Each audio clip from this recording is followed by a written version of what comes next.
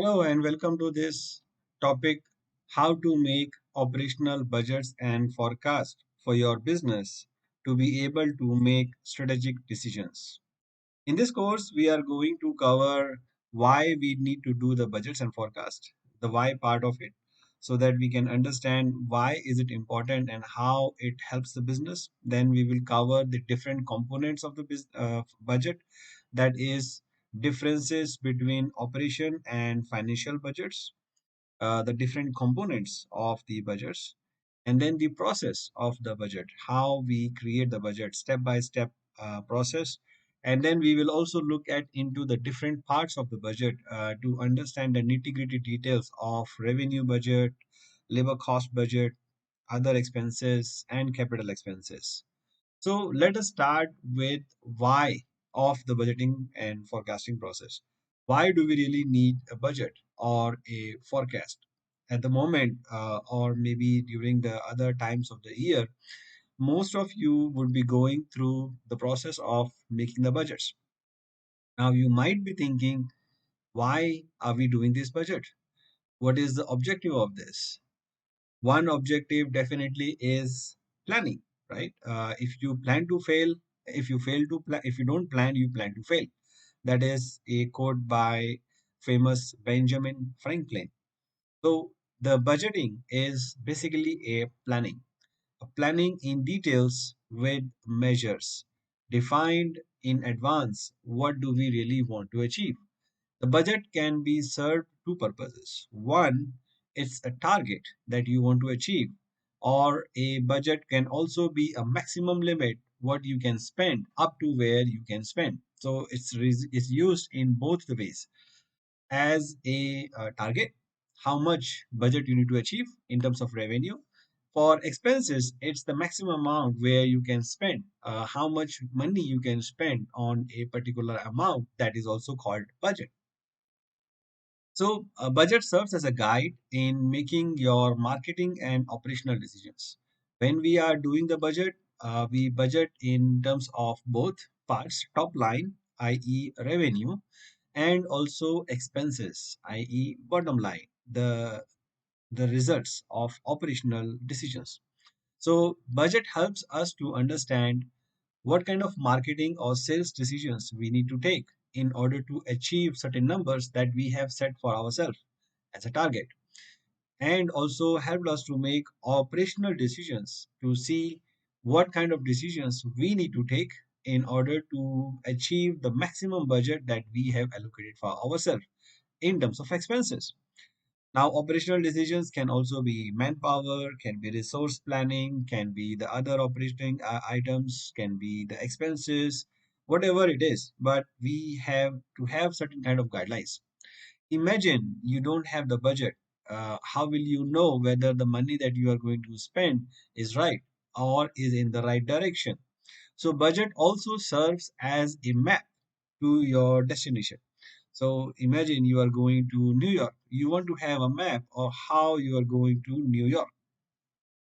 And how will you go there? How far is it? Are you going to take the land route, the air route, the ship route, or whatever kind of route? How much will be the cost of each? And then you will make a decision how you are going to go there. And then you are also going to measure your performance against what originally you decided. So that is called budgeting. Budgeting is also used in personal finances to see if my income is $10,000 a month, how I'm going to spend this money. How much of this is going to savings? How much is going to this? Going to my rentals? Going to my utilities? Going to my uh, um, my store bills? Going to my groceries, going to my entertainment, or wherever I want to spend. So it also helps us to understand where we are spending our money. It also budgeting, the one of the main objective of the budget is also to reduce the uncertainty to some extent. Now you cannot predict the future, right? You can only make some estimates and say, oh, this is going to happen in the future. And if that happens, what I'm going to do. So basically, you are also trying to reduce uncertainty for your team, not for yourself, not for one person, but for the entire organization. If there is no budget, or you can say there is no map or there is no guide, every department or every business unit will be doing things based on what they think is certain. Everybody's perception is different. So when the budget is made, it made as a whole, company as a whole, the assumptions are laid out as a whole, we agree on it, and then we make the allocations.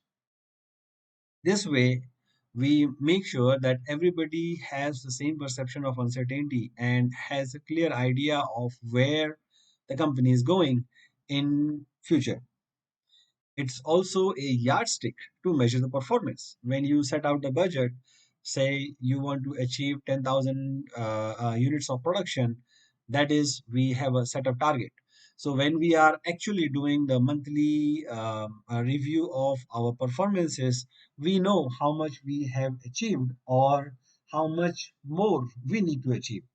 It also helps us to understand how far we are behind in terms of our annual budget, and how what kind of resources or what kind of actions do we need to take in order to reach our annual budgets. So it's a yardstick that helps us to understand where are we and what else we need to do, how far we need to go. It's, as I said earlier, it helps to communicate the goals and plans to all the level of management and what actions need to be taken. But for this, you have to make sure that everybody is involved in the budgeting process, and it's communicated very clearly in actionable items, not as a number, but in as a part of actions, because people don't understand numbers. They understand what they have to do. They don't care about what other department is doing. What they are caring about is what they are supposed to do with that particular budget.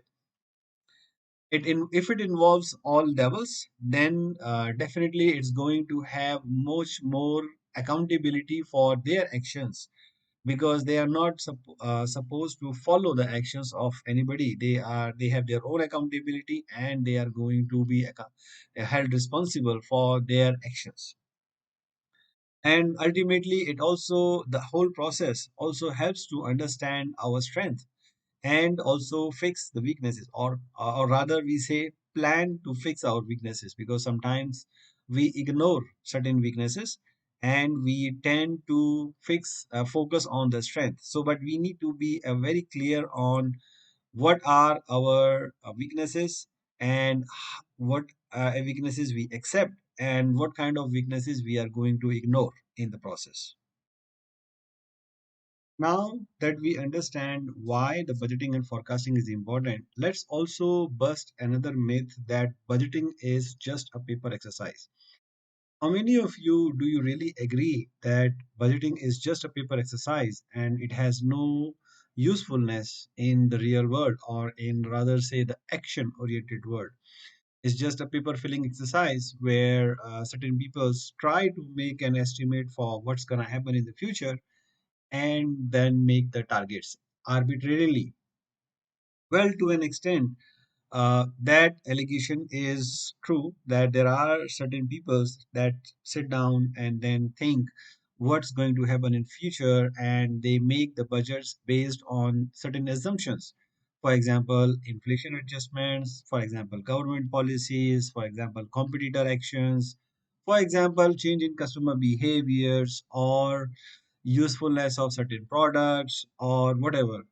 There are multiple ways of predicting the future. So definitely, it's like sitting on a table with a crystal ball and trying to see what is going to happen in the future, or trying to predict it, and then put it on the piece of paper and say, this is how much we are going to make money, how much revenue we are going to do, how much expenses we are going to do, whether the minimum wage is going to increase in the future or not going to increase, or the peoples that we are banking on today are going to continue, or they will leave all at the same moment, and we have to rehire all the peoples with maybe double salary, or We are thinking that we will keep all the peoples and we'll have a very good revenue, but corona come or covid come, and then we will have to lay off all the peoples.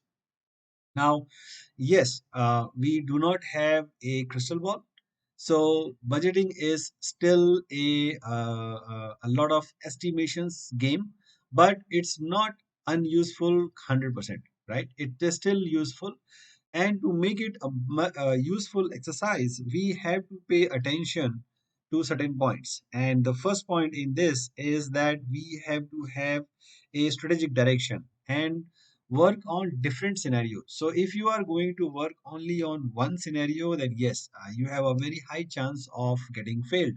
But you need to consider multiple scenarios in the budget and say how each of them is going to play out, and which with each of the scenario we have to know what are we going to do. So this exercise, when you are doing the brainstorming of strategic direction and different scenarios, it helps the organization to evaluate different options and be make yourself fluid, more fluid than to handle the different type of scenarios. Certain scenarios are so drastic that there's no matter how fluid is the organization, is very difficult to change immediately. There may be certain hangovers or certain process to make the pivots, but the organization which are having more brainstorming sessions, having more scenario planning, are much more adaptable to the pivoting into different directions based on the current exercise. Those who don't do the scenario planning or just sit on one type of prediction are less likely to be fluid or less likely to be adaptable to the sudden changes. So we have to be aware and we have to be very clear what kind of different scenarios we are thinking and what are we going to do in different scenarios. So we have to put that in our strategic direction. Second thing is, we have to understand the impact of each scenario on our financial performance. What are we going to do in terms of revenue, in terms of expenses, in terms of capital? So, if you have any probability of a downturn, you do not want to commit into a capital expenses. If you have any probability of a very super high growth, you want to keep your options open so that you can increase or decrease your productions very fast. So you have to keep your resources fluid in a way that you can increase, you can deploy more, or you can take out from the production as and when you need it. Then once we have chosen certain path, then we need to dive down into the operational details to act as a guide in the future, but again keeping in mind the other scenarios and keep them as fluid as possible so that in case you need to change, you can change. And then finally, measure your performance regularly. So it's as an organization, you have to measure your performance every month or every quarter against the budget and readjust or realign your operational practices based on the variances. There is no point in making a budget once in a year and then we don't look at it, right? Or we don't make any adjustments in our future despite we see that there is a significant downturn or significant upward from the budgets. In my past experience, sometimes we don't expect certain political or certain economical changes in the country. So suddenly there is a very good business coming in. So if we don't have a regular exercise or of evaluation of our actual performance with the budget, we may not be ready to handle such a business. So once in a month we see, oh, there is a very high business, and we so the process of doing it is another rolling forecast for the future for then at least next 3 months, because 3 months visibility is much higher and much better than the next 1 year visibility. in terms of scenarios, in terms of circumstances, because things take time to change. It's not like immediately in a day or in a week. Usually things change. It takes a month, 2 months, or 3 months to be able to suddenly change the direction of the economy or of the politics. So if you have been doing a forecast, rolling forecast of every 3 months or rolling 3 months, then you have much and adjust your operational strategies based on the results of actual performance versus the budget or versus what you forecasted.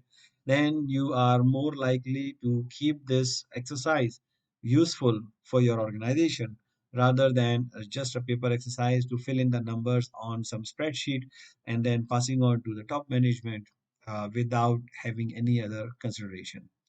So that's how we make this paper exercise useful. Now let's look at the different type of budgets and forecasts before we go into the process of how do we make these budget and forecast. So the different type of budget and forecast are, one is the traditional annual budgeting process. So normally in every organization, or rather say most of the organization, there is a process to do annual budgeting. So what that budget is, we as a tradition we make an operating budget where we define how much revenue we are going to do, how much expense we are going to do, how much resources we are going to deploy. And then there is a capital budget, means what are our expansion plans, what are our capital infusion needs in terms of machinery, in terms of heavy capital investments or expansion, new products, and what so forth. And then there is a cash budget, because operating budget is not necessarily a cash budget because a lot of credits are available. So we do a cash budget to see whether we have enough cash to be able to sustain in the next year, or we have to raise some money, or if we have extra money, how we are going to invest that money, because you don't want either of the situation where you have tons of cash and is lying unutilized, or you have a shortage of cash which can endanger your operations. And the second type of budget is called zero-based budgeting. Now, zero-based budgeting is different from traditional annual budget because it's done only periodically, once there is a significant change or once there is a significant change required in the business operations. So basically, zero-based budgeting says that you ignore whatever you have been doing in the past and think of all the activities as a guy as to and evaluate them whether they are going to add value in the current scenario or to the targets that or objectives that the organization is trying to fulfill. So zero-based budgeting is a very uh, complex process and requires a lot of time. So it's not done every year. It's done once in 2 years, 3 years, or whenever there is a significant change in the operating circumstances. Maybe there's a huge change in political circumstances which can either increase your business or suppress your business some. So you may want to change the course of your operational aspects. Then there is a 3 months rolling forecast. The difference between budget and forecast is that budget is set once in a year and it does not change. It also gives a target and the maximum amount to spend, while the forecast is more as a realistic picture of where the organization will go in the next period of forecast, which means 3 months rolling forecast will define what will happen realistically in the next 3 months. How much money we are going to do, how much expenses we are going to do, and this is realistically. We are not trying to control what is going to happen today unless we are actually taking some actions. So it's based on what you are already doing. Budget is what you should be doing, and forecast is based on what you are actually doing, what is going to happen. Both are very important. One sets the direction, another tells where we are heading towards. So if let's say you are on a ship, you sail towards New York, but your current direction is going towards another city, then based on the forecast, based on the current direction, you will reach somewhere else, but your budget is somewhere else. So that's how you are going to read it. And there is a quarterly budget and forecast. Now, quarterly budget and forecast is different from annual. Obviously, the period is 3 months to 1 year and is different from 3 months rolling forecast in a way that three quarterly means you do only for January, February, March, fix, right? Whether you are in December, if you are in December, 3 months rolling forecast means that you will do the forecast for January, February, and March, while quarterly also will mean the same thing. But if you are in January, 3 months rolling forecast means February, March, and April, while quarterly forecast will still means January, February, March. So quarterly are fixed. The rolling forecast are rolling from the next month onwards. So there's sometimes a change in this process.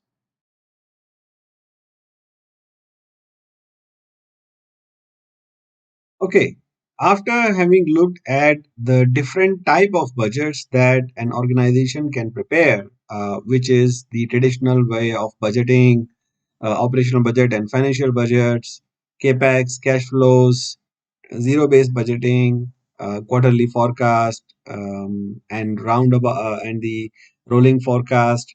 So let us now look at what are the differences between an operational and a financial budget. Let's look at the financial budget first. So the financial budget includes usually a revenue budget, which describes all the revenue streams of the organization, including its where the customers are coming from, where the revenue is coming from, what is the strategy of the company, whether it's volume based to grow more volume or to get more rates. Basically, there are two different type of revenues sources. One is the volume of doing business, how many transactions that we do, and the value of each transaction.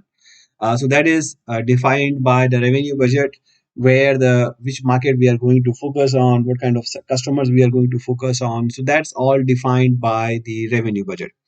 Once we have done this, usually there is an expense budget to achieve that kind of revenue, right? So we looking at what kind of marketing we will do, what kind of operational requirements we need to have, what kind of other expenses in resources we need to have, like labor or any other expenses.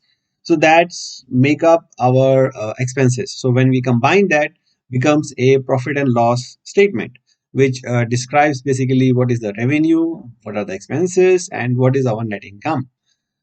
Apart from the profit and loss statements, we also draw a cash flow statement, which sometimes, because a lot of items are not passed through the profit and loss statements. For example, if we have an investment required, that's not going through the profit and loss, but it will go via cash flow statements. And also how we are going to raise that cash. Whether we need a financing, whether we're going to raise a debt, whether we are going to raise any other source of funding, so that is going to be defined by the cash flow.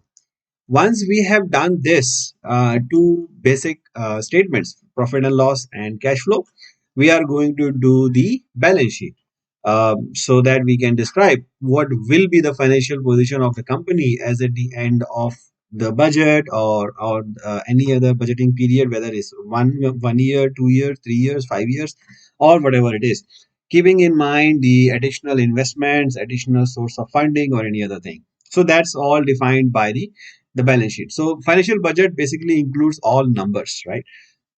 It's usually made in sync with operation budget, which is we are going to look at in a bit, and is usually guided by it, right? So it's not like you can make a financial budget stand alone without doing the operations. So usually, what organizations do, they do the revenue budgets first, because that's the basic of the business, how to generate the money, right? Which customers we are going to focus, what segments, what products, what services, what prices. And once we have done that, then we move on to the operations budget to see how we are going to manage that business, right? We are going to do the marketing, distribution, administration, selling, and operationals efficiencies. After that, we do the other expenses. So that's the achievement. That's the process of budgets, and that's how the operational budget and financial budgets are also linked. It usually controls the flow of money, right? Then operations budget usually comes with the operational statistics. What is mostly volume of the business? What will be the volume? What will be the rates? What kind of manpower we need, what kind of resources we need, where are we going to invest them, marketing activities, capital expenditure, customer delight, or trainings, or qualitative aspect basically of the business.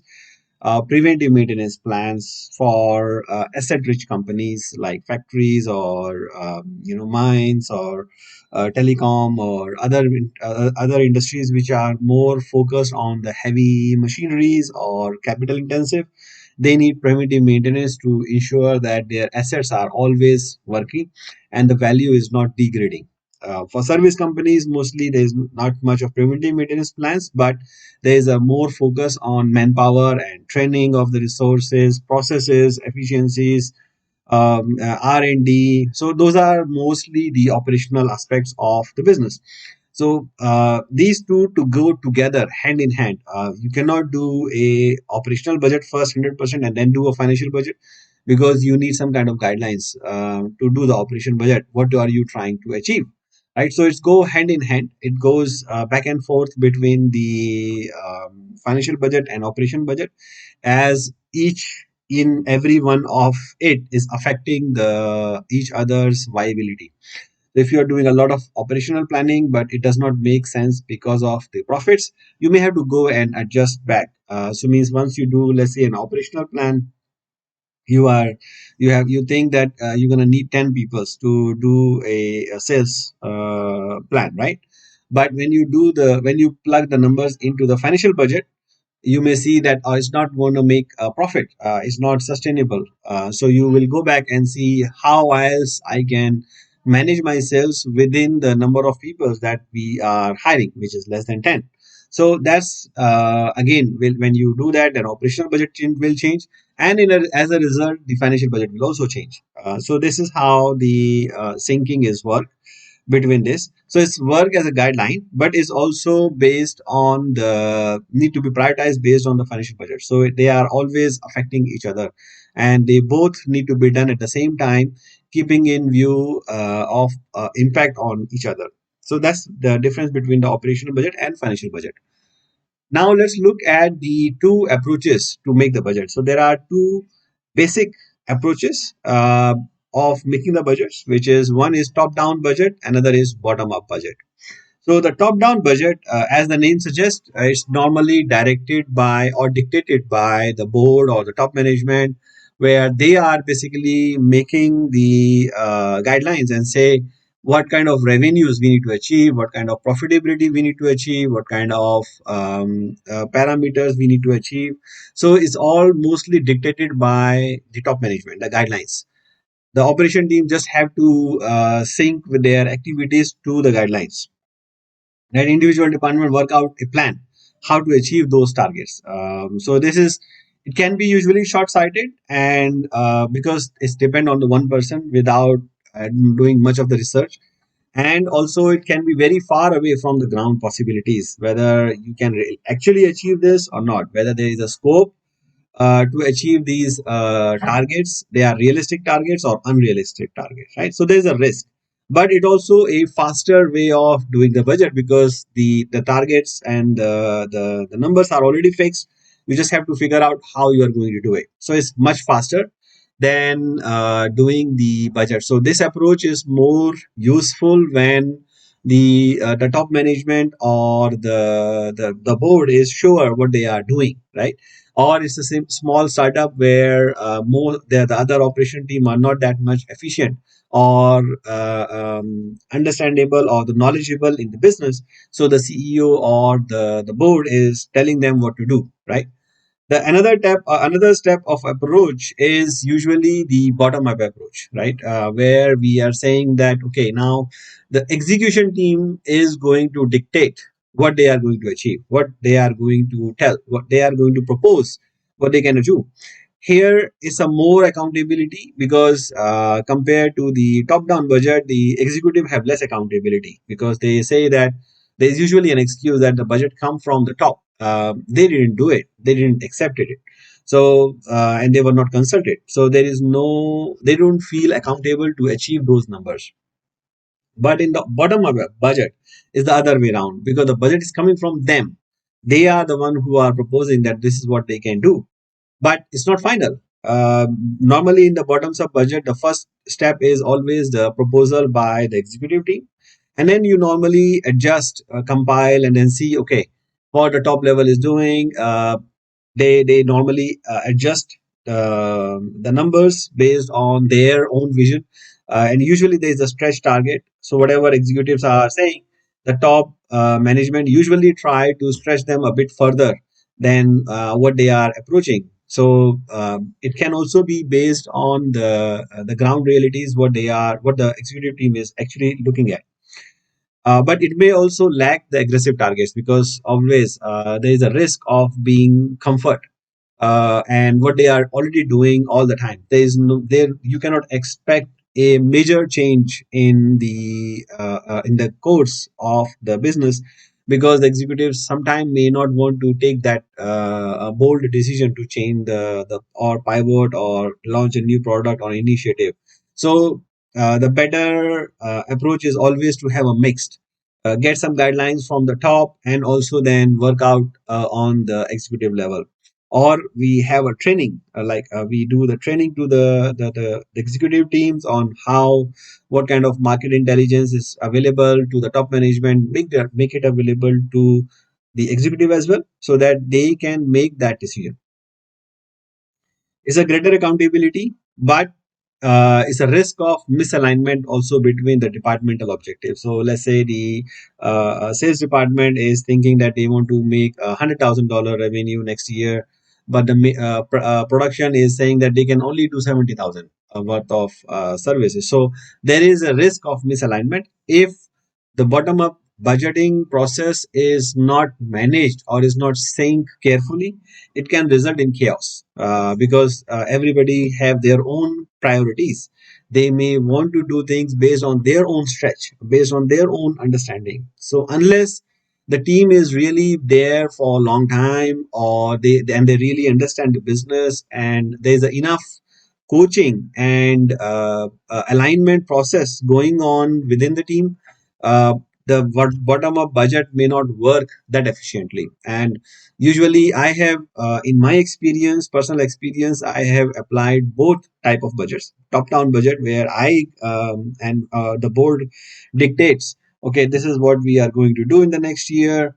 Let's make a process. But in my experience, all the time, this kind of budget, even though it's easier and the team is able to follow it a bit by bit, but it lacks the vision, it lacks the flexibility because the team is fixed with the budget already. They don't really change based on the market condition unless the top management is coming again and saying, okay, let's do a course correction. The executive team is always fixed to the budget because it's come as a direction from the top. And also there is no accountability. You cannot force them or you cannot ask them why we are not able to achieve the number because they have no idea where the target came from. They don't know, right? But and when we try to apply the bottom up budget in my organization, it's a painful exercise, to be very honest, because it creates a lot of and it takes a lot of energy to synchronize the expectations from the executives and also the desire of the top management. The executives are looking at their comfort, their resources, what they can achieve with given their resources, while the top management is thinking on what else we can do, even though if we have to make an investment. Executives levels, they are not able to make a capital investment decision. They are afraid of doing it. So unless so what we have to do basically is to coach them and say what are the possibilities, where else, what to what extent we can go, what kind of resources are available or can be made available, or what are the risks we are ready to take, because executives don't want to take the risk. So if you want your budgeting process to work, you have to apply a mix of top down and bottom up budget, where the general guidelines can come from the top, what kind of risk we can take, the alignment process need to come from the top, but the actual execution, the details has to come from the executives. The target has to be agreed by the executive. It may be proposed by them or maybe directed by the top, but it has to be agreed, and they have to think through of it, that how they are going to achieve those targets. And the top management has to make sure that those the resources which are necessary is available, to the executives who are. Oops, shit.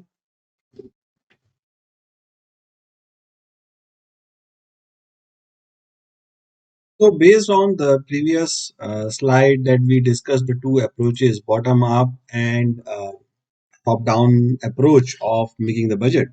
So here we have suggested a process of the budget, which is the suggestion only. It depends on the individual requirement of your company to see whether this solution is applicable to you, and it's a very broad process.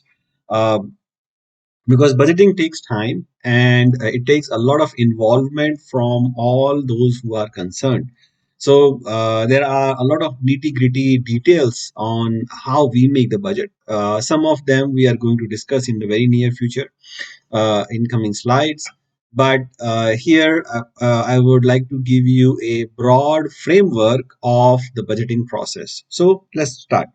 So the first process is the understanding the environment in which we are working, and is mostly responsibility of the top management to see whether the business is what the business going to be, based on the past trends, based on the future economic requirements, Porter's competitive forces, the strategic direction of the company, what the business they would like to have, or they think they can get reasonably based on the strategic direction of the company, based on the pivoting if it's required. So even this process itself is going to take a lot of efforts, because we are looking into the complexity of different scenarios, whether you want to invest into R&D, whether you want to expand, whether you want to contract, whether you want to divest some of the businesses. So it requires a lot of patience and a lot of scenario managing. Based on this, we set the targets. So it's normally the job of the top management, together with maybe the key executives, brainstorm and think what the future trend is going to be, what the business direction we are going to be in the next 2 to 3 years. You cannot pivot every year, not in normal scenarios. If you have to, you have no choice. But pivoting is very expensive, because you are letting go of a lot of resources, hiring new resources, wasting a lot of work which you have already done. So it's not an easy task for any business. So the first step in the business, for me, is to understand the surrounding areas and what are we going to do based on this surrounding environment, and in which we are going to live, or which we are living. Then the next thing is, for each scenario, we are going to have a financial plan based on like rough estimates. So it's because we know normally the relationship between the expenses and the revenues, the cost of doing the business and the business itself. Since in the first step we have done the business, now is the time for us to do the estimate plan based on what are we going to do, cost of doing the business, so that we can see which scenario is going to play out the best returns that we want to achieve.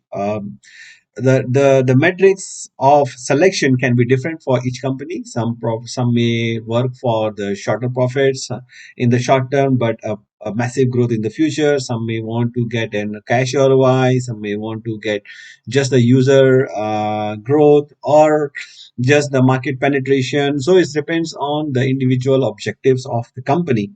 But we need to see a financial plan.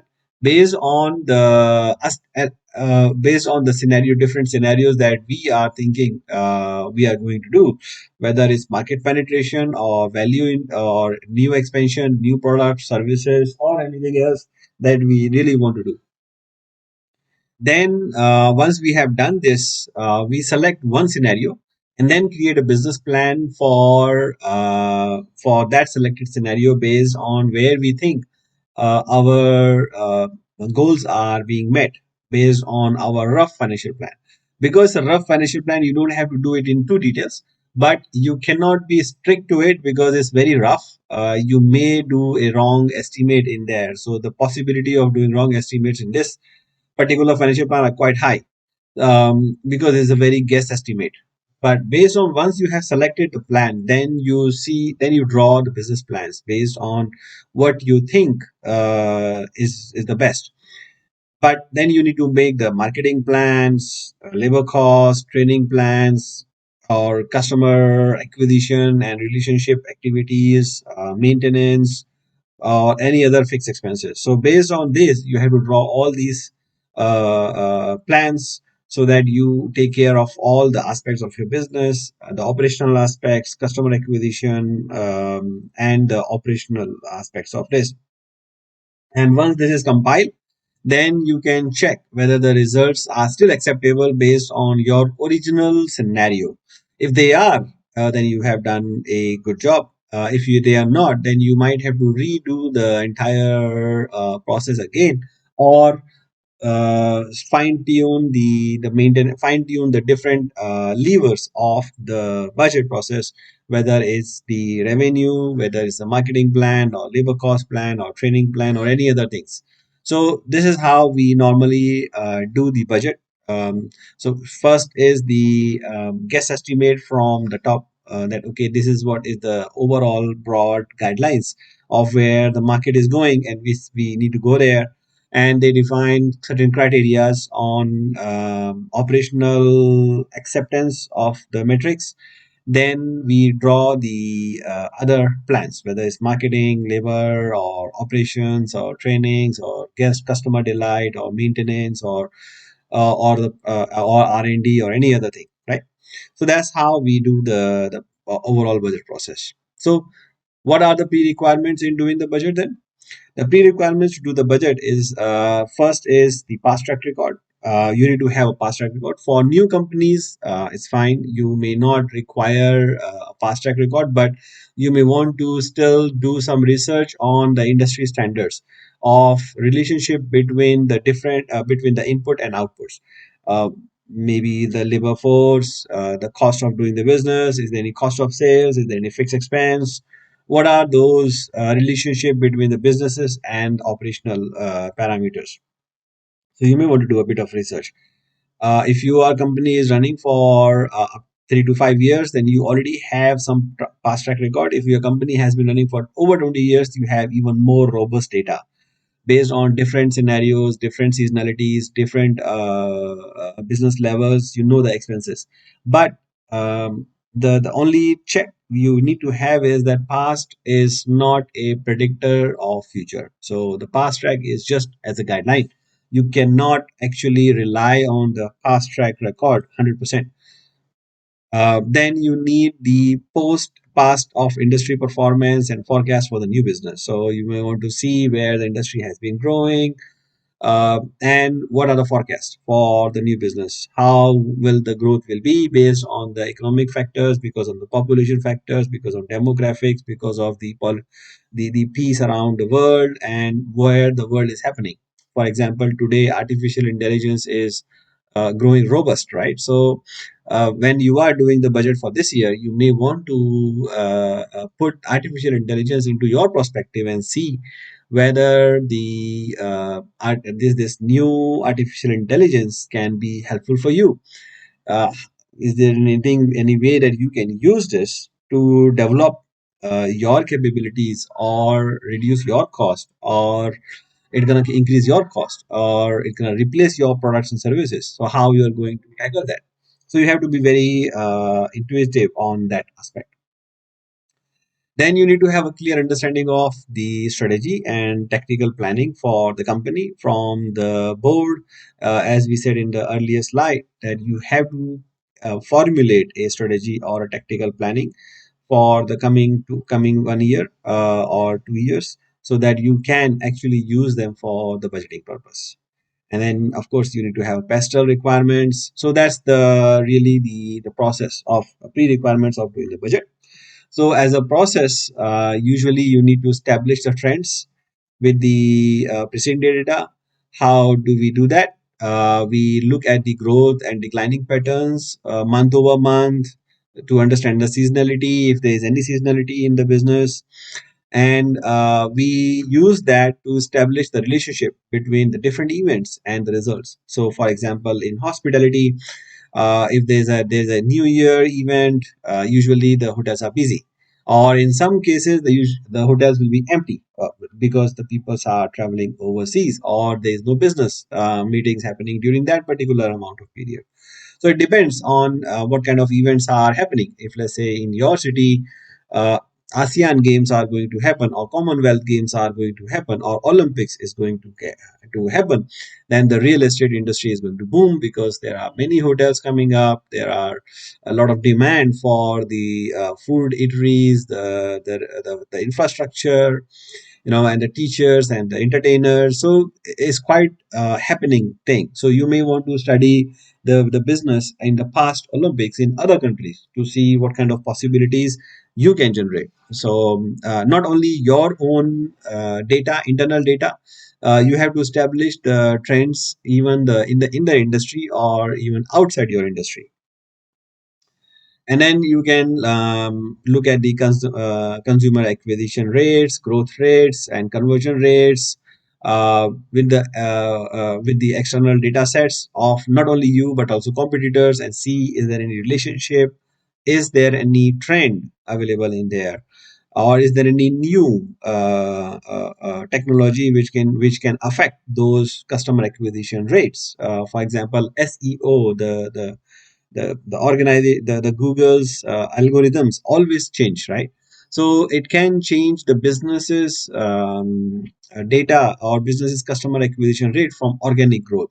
So it's just an example. Yes, you can also adjust your content, but then it includes the cost, right? So every year Google release certain algorithms. So if you have a roadmap, you can easily make a plan for your marketing budget. So just an example.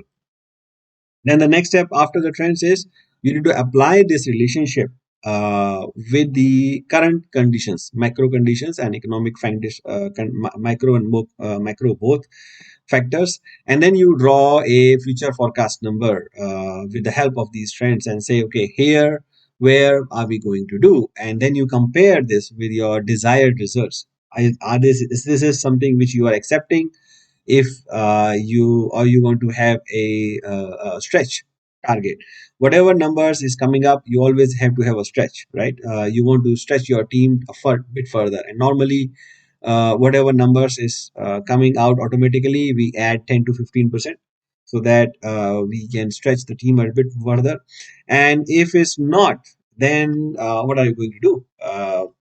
Can we do anything, or can we pivot to a new business idea or a new segment or any new way, any new product or a new service?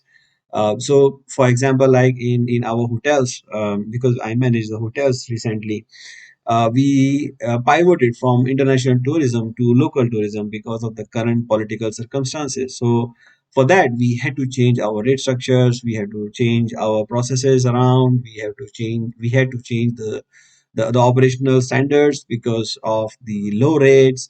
So it's a lot of change that is happening, and it has to also align with our processes and our expectations, because usually when the international tourism is there, there are other income compared to the room.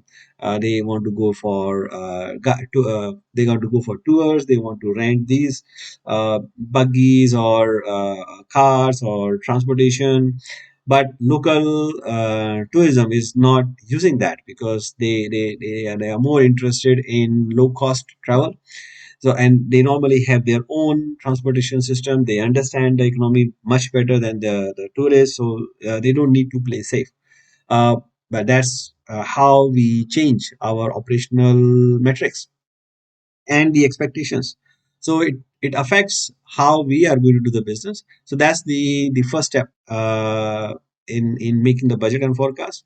Establish what is current trends, and then you apply that, or you factor that with your current economic fund conditions and see what is the result. If if the business is something which you are expecting, fine. If not, then we have to change, right, compared to the acceptable standards. Now, having understood this, what are the different budget forecast component that we have to prepare, right? Because there are multiple things.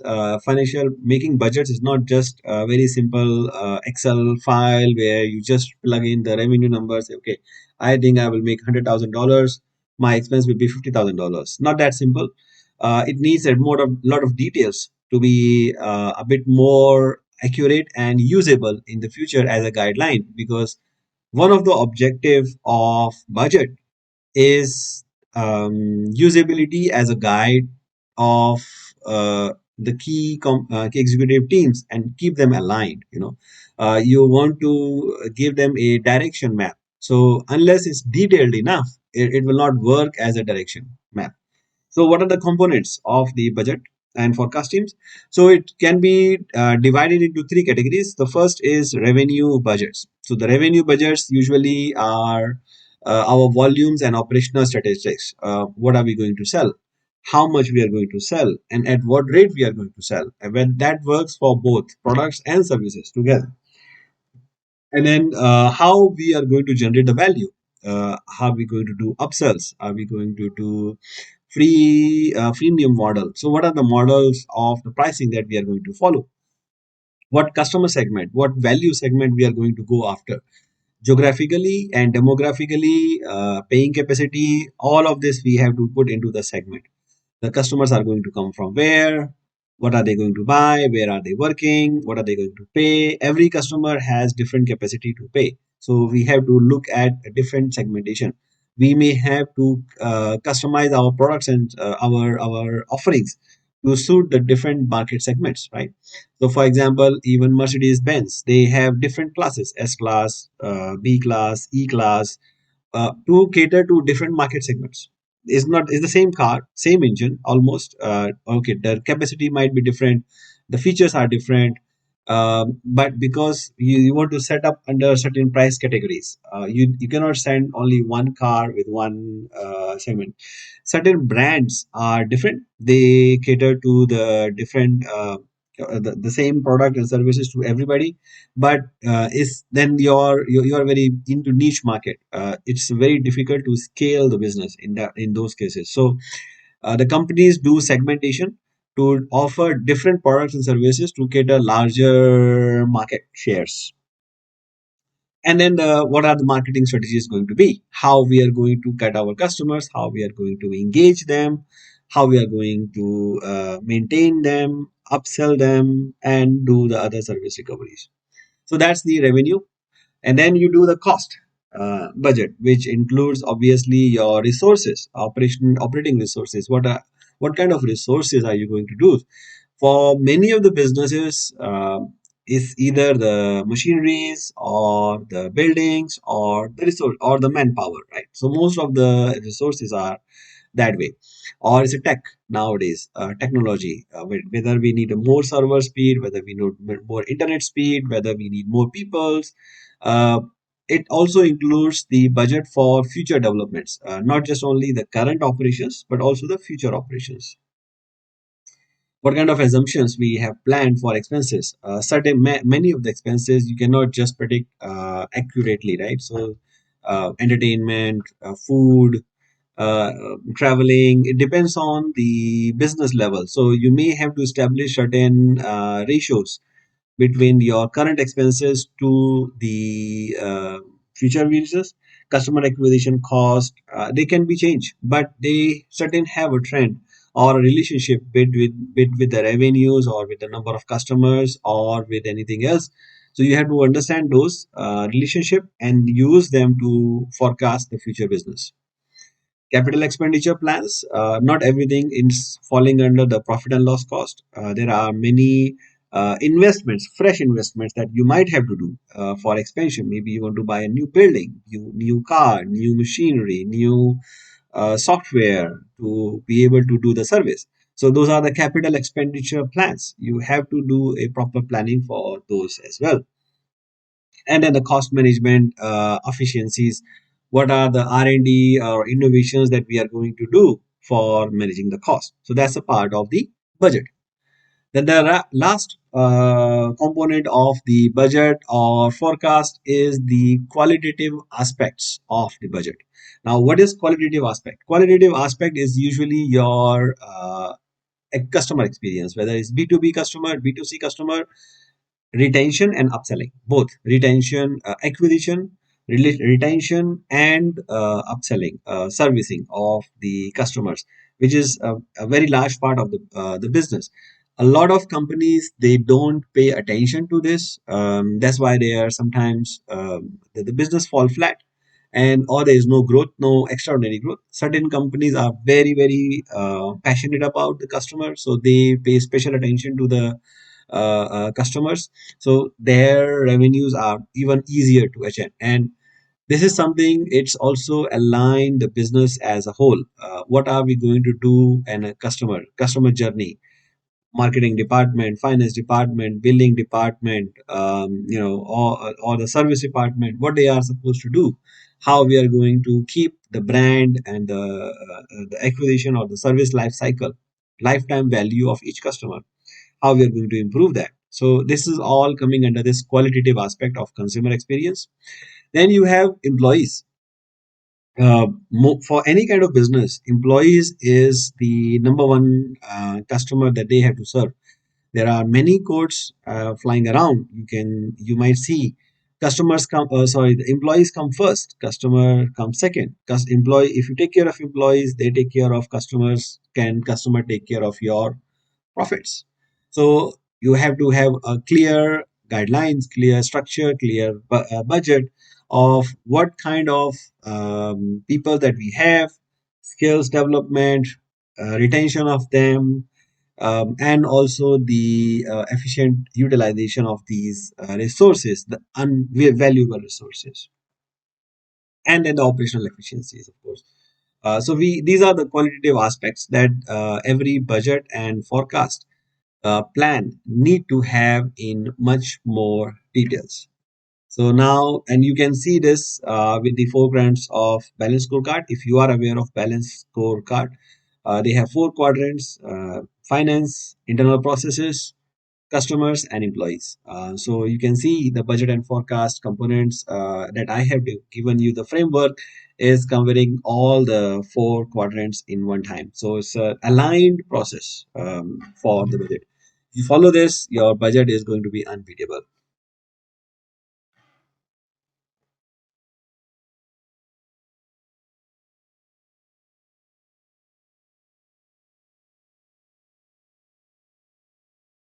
Now, let's look at the individual components of our budgeting process. Now, let us look at the individual components of our budgeting process.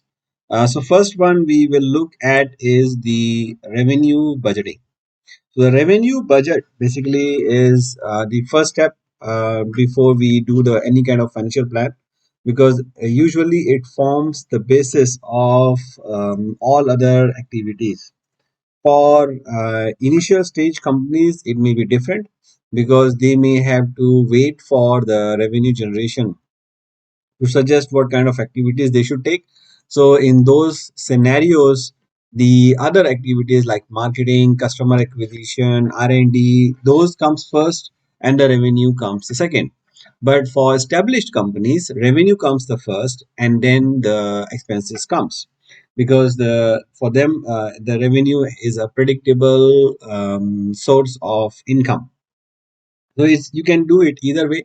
Either you can do the marketing activities first, based on those you can see what kind of revenue you are going to generate, and budget for that, or you can target the revenue first and then carve out your operational plans. So both ways are correct. It depends on what kind of economic scenarios your company is in currently. So to do the revenue budgeting, the basis are past trends, as we have seen for all the budgeting requirements. The past trends forms a integral part of the budgeting process to understand the past of the company, what we have been doing, what we have been successfully doing, what we have been failing to do, so that we can understand and learn from the past. So past is not a predictor for future, but it's a learning for the future. Then the achievement of previous budgets. So why is it important? Because you want to see your team or your own judgment how far they have been accurate so far. So if you see you have forecasted up to 80%, budgeted up to 80% of accuracy, 90% accuracy, there are not bunch of the variance. You are confident that whatever you are going to make an estimate this time is going to be pretty much accurate. But if the previous budgets are off by 50%, 100%, or 60%, then you have a very low confidence of saying that, okay, whatever estimates you come up with, because the process ideally remains the same, then the thought process remains the same. So you may have to factor in the lack of achievement in the past and learn from where you have been wrong and relook at those areas or the process or your estimate to make sure that the budgets are fair representation of your plans in the future activities. Unless something unexpectedly happens, budget should be achieved, or at least there is an explanation of why it's not achieved. So, achievement of the previous budgets give us the learnings where we have been successful, where we have not been successful in budgeting or in planning. So, it can give us a good idea. Then you have a current business space. Usually, there is an order book for all the businesses. For hotels, is the number of bookings. For manufacturing, is number of the orders. For service industry, is the current prospect list or the customer database which they have already acquired, and the current pace of acquisition of the data. So that can give us an understanding of what pace we are growing. Are we growing or we are lacking behind? If we are going, what is the pace? And then that can help us to understand what we can achieve in future. So current business pace is again a very important aspect. If your company does not have the enough enough data set to measure the current business pace, it's vital to invest into such technologies or processes to be able to maintain the current data pace, current business pace at what we are growing or maintaining. Then future plans. Obviously, we need to look at what are the opportunities that are present in the market. Is there any new competitor, a lack of competitor, or any merger acquisition, or any new product and services that we are planning based on our R&D, or the customer behavioral change, or the business scenario change, or the economic conditions change. What else we can do? So for example, now a lot of focus has been on the electronic vehicles.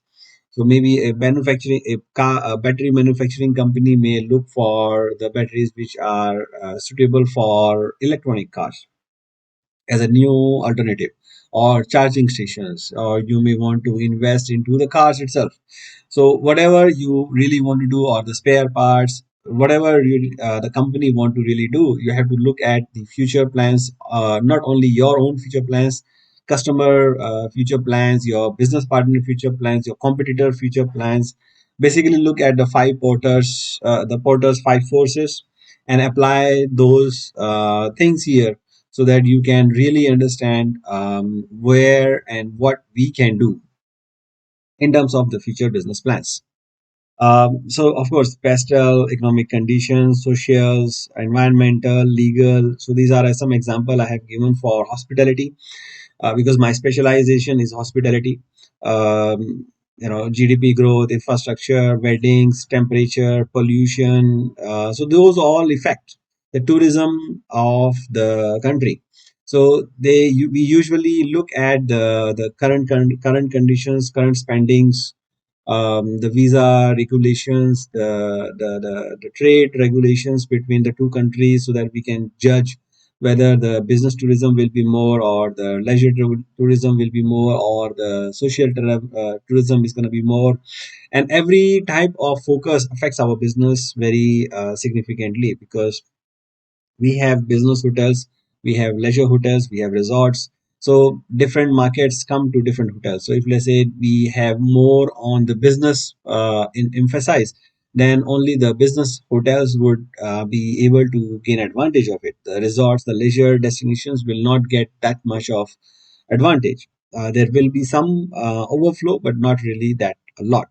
So we are have to be very clear and understanding of these current conditions. So these are the forms, these are the basis, which forms the basis of revenue.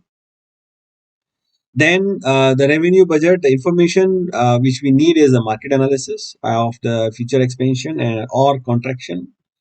We need the changes in the competitive landscape, new competitors, new products, whether they are substitute, whether they are simply similar, whether replacement or any alternative solution from ourselves, from the competitors, from the other industries. Then our objective of marketing, whether we want to do the value position, or we want to do the market penetration, whether we are in a new market, whether we are in an established market, whether we have our brand standards, brand established already, or we are going to establish the brand. So these are the impact, other things that we also need for making the revenue budgets. And then revenue segmentations. Every company have their segments, based on the geography, based on the type of customer, based on the products, to see how they have been generating the revenue in the past, and so that you can estimate what the future can be based on your plans on which products or which markets you are going to emphasize, and what would be the impact of that marketing strategy, or the competition understanding, or the expansion plans on that particular segment. So you can, when you are making the budget, you have to do by segment. So I will show you an example of segment for hospitality in a bit. But the revenue budget always have to be very detailed, and granular in segmentation, by product, by geography, by customer, by customer segment, or by any other means which the company has been using. So the suggested methodology for making the budget is, we normally make an initial plan based on competition, based on previous performance, based on reasonable estimates, and then we prepare the rough plans based on those projections to see whether the end result of the activities is something which is expected by the top management, or by the directors, or by the shareholders, or not. If not, we might have to change. And if, because we may have to adjust the strategy itself, not just only the number. We have to probably look at the entire business model again. If we are not reaching the desired results, let's say we are not even making a break even, then you may have to discontinue loss making products, or you may want to continue if the board expects to make losses, then it's fine. Then how much is the cash burn that you are having, and how much cash do you have at the moment, or how much cash you can additionally withdraw in the future. So these are key questions for survival that we also have to look at. Okay, so the revenue budget should be done for each business segment. As I said in the last slide, I will show you an example of revenue budget here, of the hospitality. So this is something which we normally follow. It needs to be done by each business segment and for each month. Even though it's a bit of stretch, we have to do it this way. If there's any major increase, decrease in the business, month over month, or our expectations for the future month, or or is there any significant drop month on month, then we it has to be have an explanation, and it should be challenging enough but not discouraging. So here's an example of the segmentation. So we normally look at the 2 years, like this current year where we are now, and current year minus one, so one more year behind, and then what we think in the future business we can do. So we normally look at the variance from each year. We look at 2 years to 3 years because we want to establish a trend. Is it growing, or is it dropping, or what has been the focus in the past? What has been the focus in this year, in this particular year? So as you can see in this particular example, there are two main segments. One is future frequent individual travelers (FITs) for hotels, which again segmented into different channels of business like public, travel agents, corporate business, or those who are buying our packages.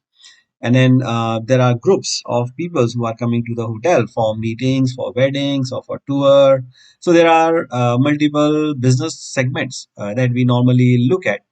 You could do it by, you can obviously do it by the source of them, where your guests are coming from, whether they are coming from Europe, from America, from the Japan, from other Asian countries, because you really want to drill down in each aspect of the business to make sure that numbers which you are projecting are justifiable, because these form the basis of your operational budget, of your resource planning. So you have to be very very careful in this budget. Too high, you may it can be discouraging for the salespeople. Plus, also you may plan higher resource allocation, which may not be necessary. So there may be a resource waste. If it's too low compared to the actual, you may not have enough resources to handle the business in the future because you have not planned for it, right? So revenue budgeting is the key, a very very important part of the budget process. So we have to be very very careful in that.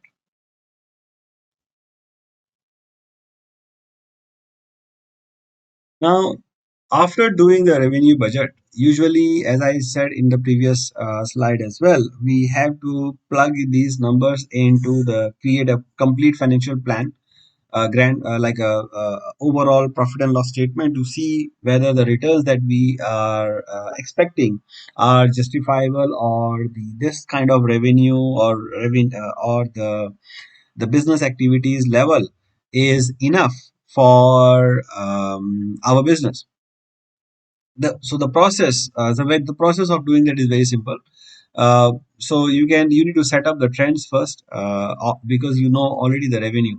So you need to set up the trends of your variable expenses to the customers, because each customer, each room occupied, or each product you sell, so that you can make a forecast on the current business needs versus the future business needs. So if, let's say, in the future your revenue is increasing by 15%, ideally you can expect the variable expense also to go up by 15%. But if you know, normally the increase in the business is because of rates, not because of the volume, then the expenses, variable expenses, should not increase that much. So you have to know the relationship between the variable expenses and the volume of the business that you already have, so that you can actually forecast the future expense.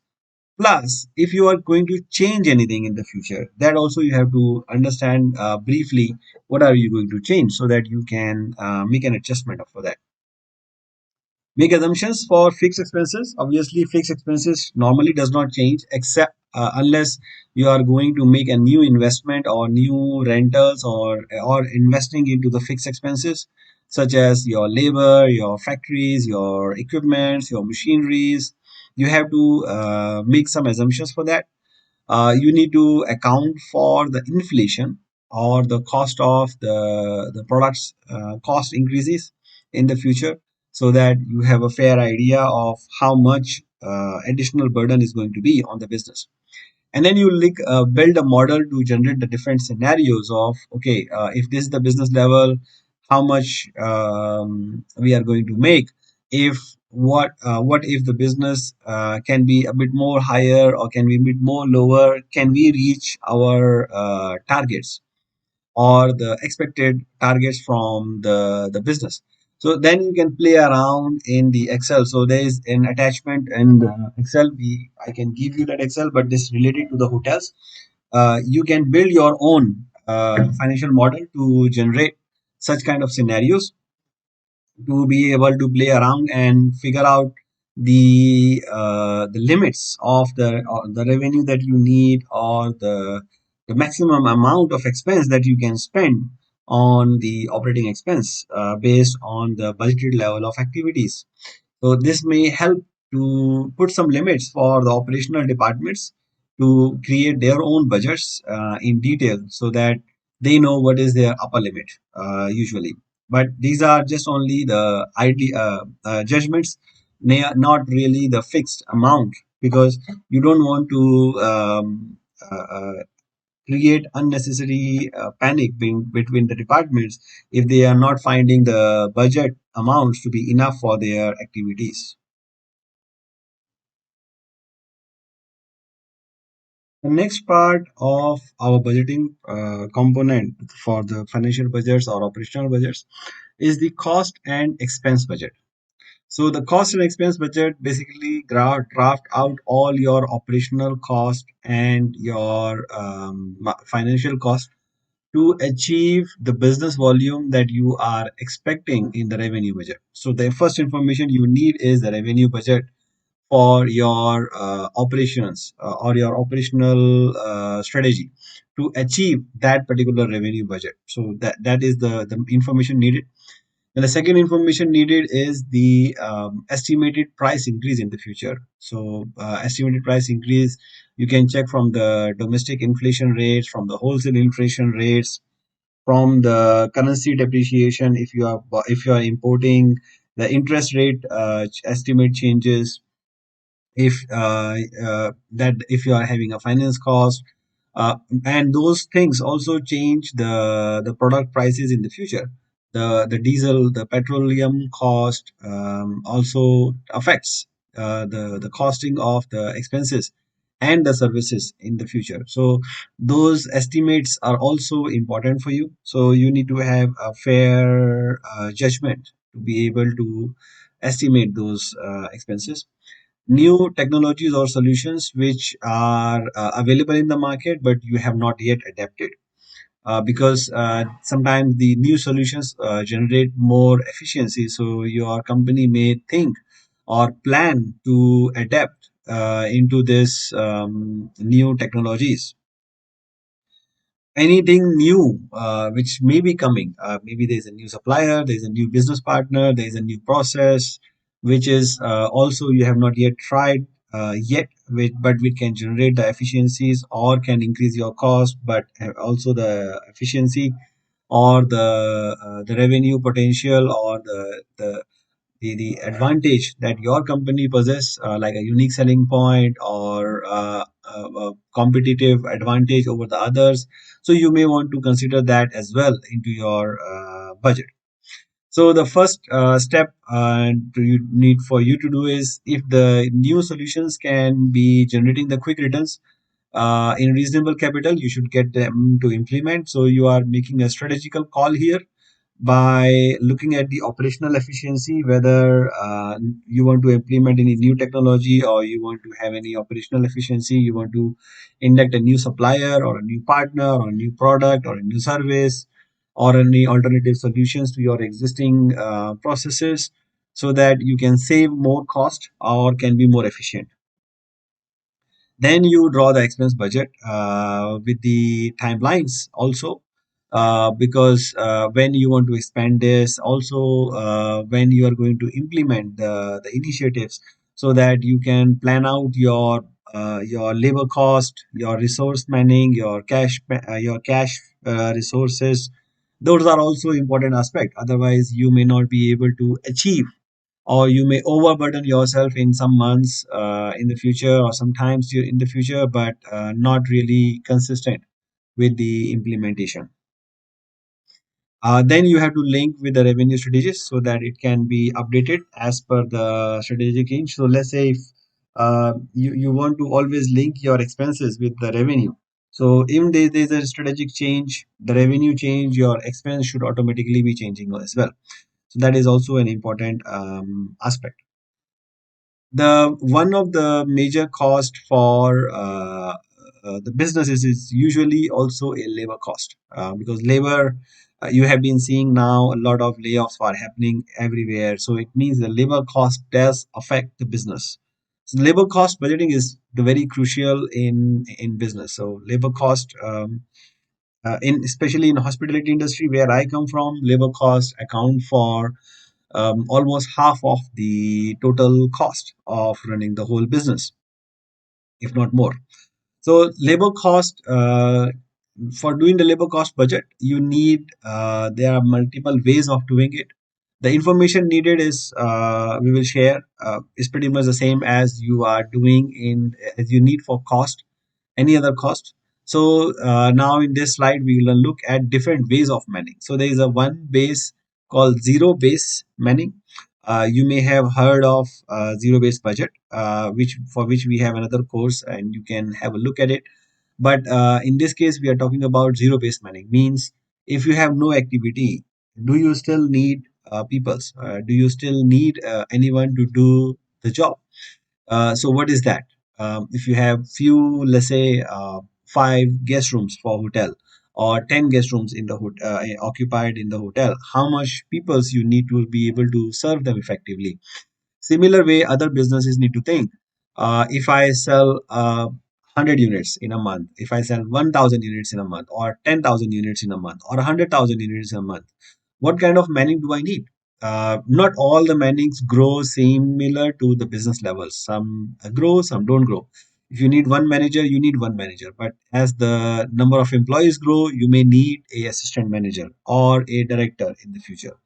So the labor cost is not like a variable as the business, but it's a step variable cost, step fixed cost.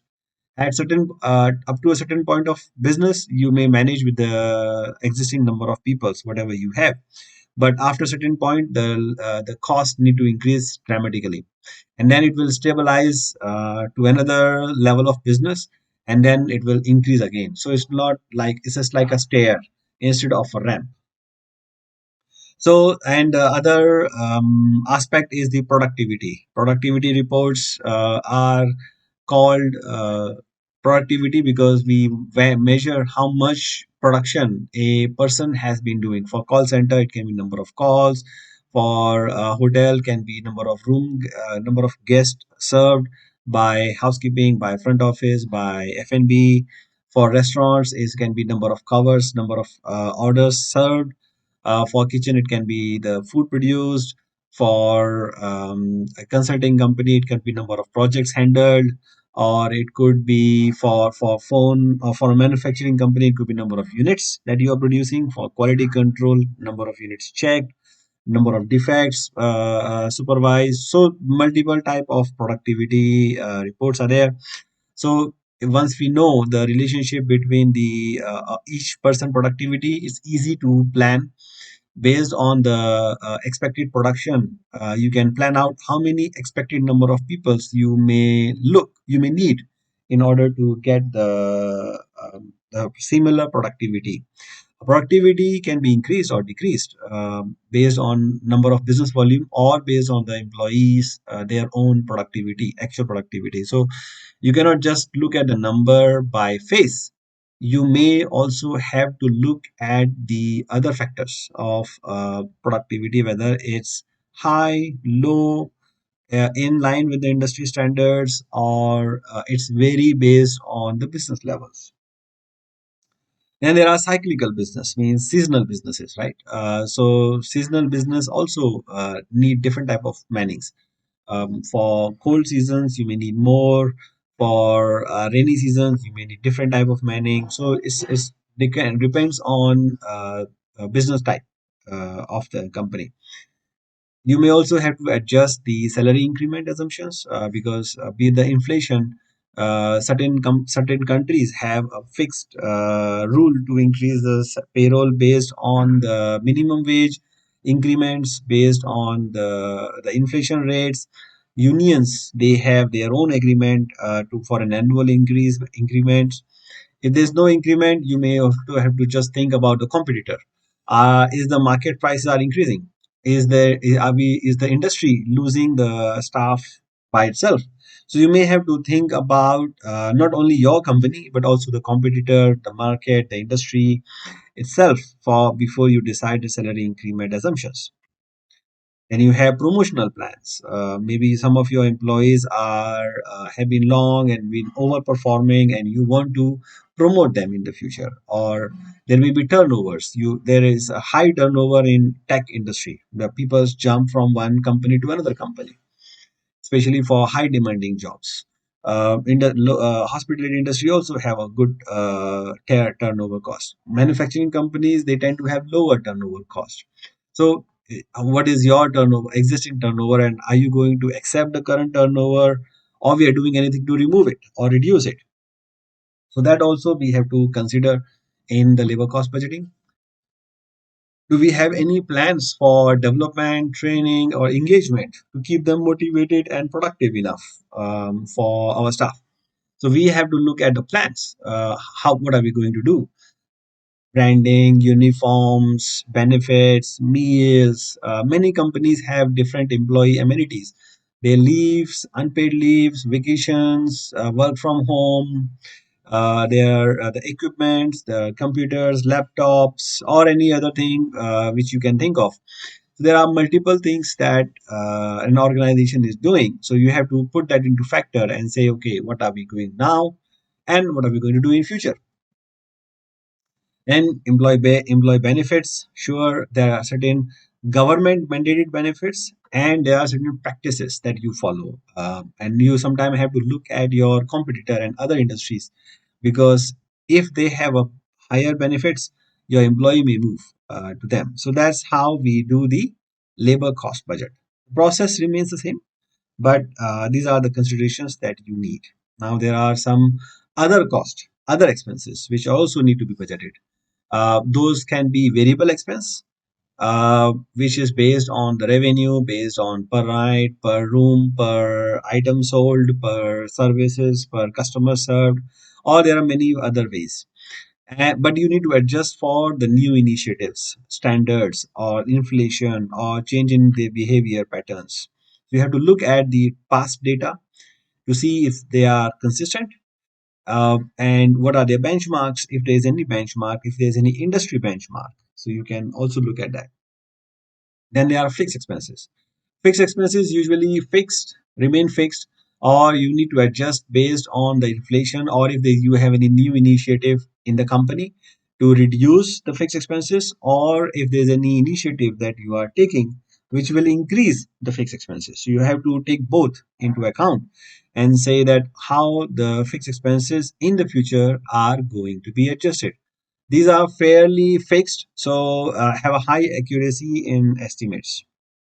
And then there are some one-time expenses. So company may do one-time projects, may have done one-time projects in the past, which you may want to ignore for the future, or you want to incorporate in the future if you have a plan for some one-time expenses, which you need to put into the plans.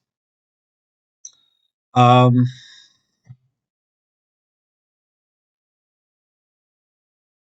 Now let us look at the last few components of the budgets and forecast. This is called capital expenditure budget. Now, what goes into the capital expenditure? The capital expenditure usually includes many things. So we are going to look at that. But before that, let's look at how we do it. So we normally prepare a plan, like a wish list. This is from hospitality specific, but for other businesses, also we look at the specific requirements from each department on their expansion plans, on their maintenance plans. What do they do? What new things they need? What new things are available in the market? What can we do where we can allocate the resources that can increase our business, that can give us a competitive advantage, that can ensure the quality of our products, efficiency of our products or services. So these are the few criteria that you can prepare from each department, whether it's human resource, finance, maintenance, quality control, sales department, from everywhere. So you need to ask what do they need in terms of resources that your company may want to invest, and then you sort them in the priorities. So the priorities can depend on the business, but usually we allocate the I allocate them into three categories. Means critical, we have to do it, we must do it if you in order to survive, right? Because our company survival depends on that. It could be mandatory, which are regulatory, means the government has enforced us to do something like for fire life safety or life safety or anything else. Or it could be something which gives us a advantage, competitive advantage that we keep in our organization. For example, for a particular hotel, let's say the quality of the bed or is the critical for their survival, because it's the competitive advantage that they are selling, and they are now, if let's say they got old, they have to replace them. If they don't, their competitive advantage is lost and they may lose the business at altogether. If the views are something they are selling, then they have to maintain that. So for other departments, critical means the plant and machinery, which are the source of the production, or the distribution systems, or the critical software, which is running the business. That those are critical. We have to do that in order to survive. Then there are other items which are better to do. Means it's not really a survival threat, but it increase the value. Whether it's increase the efficiency, whether it reduce the cost, whether it gives us additional competitive advantage, whether it's improve the productivity of the staff or boost their morale or product or any other benefit that it does. But it's not the super urgent, not the priority, right? So it's better to do. We must do it. We should do it, and there is a ROI. If the this in terms of savings or in terms of additional revenue, which we can justify to have an investment, but it's not necessary today. And then there are nice to do items. Means there are luxury items. If we have it, good. It does not add anything, or is not does not return money, but it's nice to do. Like for example, if you are if your CEO is going in normal car, right, like a normal Toyota car, but now he want a Mercedes, so definitely it's a luxury item, right? Because the objective of the car is to get from one place to another place. But whether it's the brand is going to make a difference in certain circumstances, yes, it can make a difference. But in a general circumstances, it may not make that much of difference. So whether you want to spend money on that or you want to spend money on the critical items, that is the choice. So if you have a lot of money, you can spend all three of them. If you have less money than what is required, then you have to prioritize them and select based on the criteria. Then you estimate your capital requirements and choose better to do items based on the ROI or the impact on future business. So critical items have to be done even if you have to raise the new funds. Better to do items, you can do it in a later stage, but it depends on the ROI. So if the ROI is short or the impact on the future business is short, yes, you must do it today. To raise the funds or not depends on the ROI. If let's say the ROI, return on investment, is lower than the cost of borrowing, you should not do. But if the cost of borrowing is not that expensive, but the ROI, the internal rate of return or the rate of return on this new invest initiative is better than the borrowing cost, must do it because it increases the value of the company. To understand the concept of the ROI, IRR, I have a separate course on the capital budgeting, capital planning. You can take that separately, or I will show you an example later. So this is how we do it. And then if the capital is limited, you need to avoid nice to have. Otherwise, you can do it.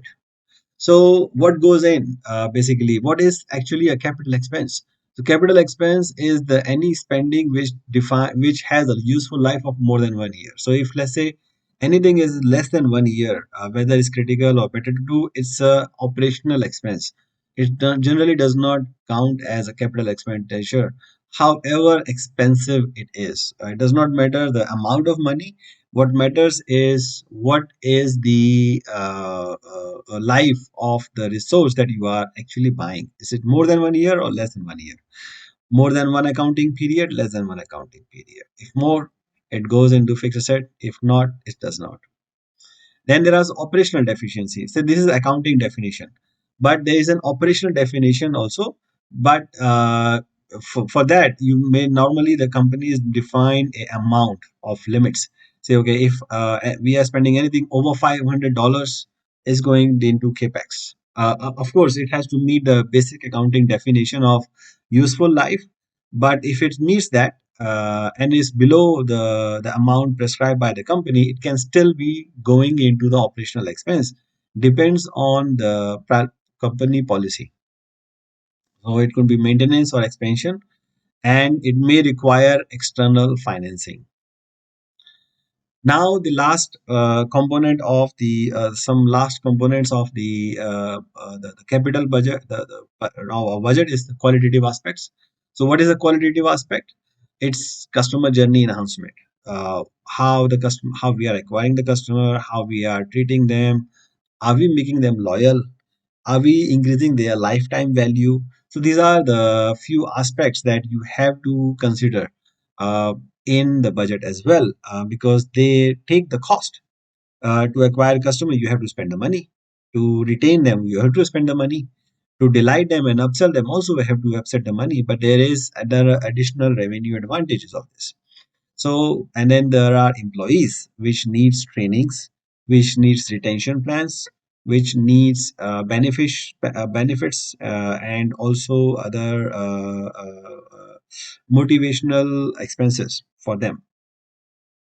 Then there are technological sustainability and improvement. Then there are environmental and social aspects of the business, pollution controls, diversity controls, or fair and equal and fair treatment views. So these are also company have to take that consideration into the budget, operating budget, so that we can allocate some of the resources towards these things as well. So, but it need to be prioritized based on your long-term objectives. Of course, customers and employees are definitely the must. You have to do it, but technological improvements or social environment and social aspects are depending on your business growth. Even though you may want to improve a little bit, you must do it so that at least a consistent growth or in these aspects is driving the value of the business. If you have limited capacities, again, you can prioritize based on the impact on long-term sustainability of business, and also if it blends with the core mission. If the mission of the company is to create a value for customers, or to be environmentally responsible company, then it must be able to do the qualitative aspects, all of them, even though little, however little, it has to be done. So that was the qualitative aspects. Usually, the companies normally incorporate marketing budget into the revenue budgets, but some companies prepare it separately. So I am just giving you a very simple glimpse of marketing budget as well. So normally, for marketing budget, we need customer segmentation, which is coming from the revenue budget. uh, we need to understand if we have done the market surveys of the customers' willingness to pay and what value proposition they are asking.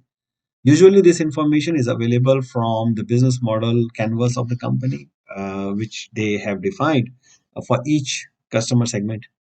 Then you have to also do a customer profiling to understand how and where and when to do the marketing. You have to consider the digital marketing now, because new all the new technologies are coming: artificial intelligence, content marketing, social media marketing. uh, uh, the link social media marketing landscape also keep on changing with the new entrants every time. So you need to focus on the strategies for top segments, because you cannot focus on every segment at the same time. uh, you want to focus on the top producing segments that can drive your growth. and define the metrics for success of each campaign. Not just rather than saying that okay, we're going to get more customers. You need to put exact how what this particular campaign is going to do, how many campaigns we are going to do, and what will be their focus, what will be their metrics, what will be their end result, whether it's going to increase the awareness, engagement, likes, conversion, whatever it is going to do. You have to have a clear definition.